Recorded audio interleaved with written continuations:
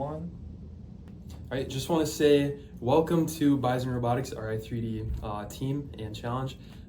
We will have a 24/7 live stream going, whenever we're in the shop. We don't have any audio with it, so stay tuned for these update videos talking about kind of what's going on with our team. We'll have design team, manufacturing team, we have a team working on game elements, and then we have programming / electrical. So stay tuned for any updates. And lastly, I want to give a huge shout out to NDSU's Innovation Studio. They have provided us with free space to use over the 3 days. They have an outstanding metals and wood shop. The technicians are awesome here. They do a lot for us. Our robot would not be anywhere near as good as it has been without them. So I want to give a huge shout out to them.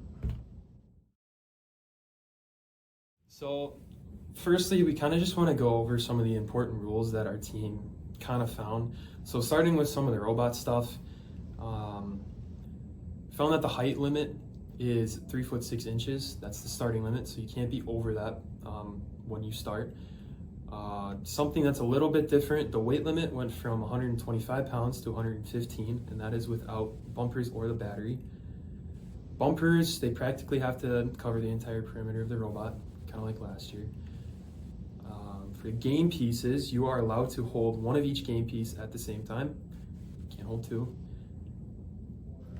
You cannot take the coral from the opponent's reef, and you cannot add algae onto the opponent's reef.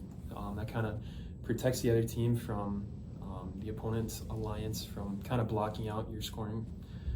And for auto, the human player cannot introduce algae onto the field during the auto. Robot cannot contact an opposing robot. Robot cannot contact an opposing alliance's cages. So kind of similar stuff as previous years. And then in an alliance robot, if an alliance robot is on the opponent's side of the field, then another member of that same alliance cannot go onto the other side of the field. I think that's a key one. And then the anchors are completely off limits. That is the very top of the cage, and then the chains as well. So can't touch those at all. And then for scoring, there are 6 total ranking points. And then we kind of found that for one of the ranking points, you can have 1 parked and 1 deep cage during endgame. And then going over kind of the Bison Robotics strategy. Going into the season, we were kind of assuming that this year's game was going to kind of include some sort of like pick and place game. So with that in mind, we decided to order an elevator before the season started.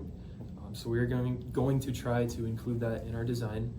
And then after kind of discussing some of the rules and kind of the overall game, our team decided that it might not be the best to start focusing on a climber. If we do have the time, we will try to implement one towards the end of our 3-day season. So stay tuned for that. And then because we are not climbing, we wanted to make sure that we could score both game pieces. And then our design team is currently working on kind of like a 2023 EveryBot inspired intake.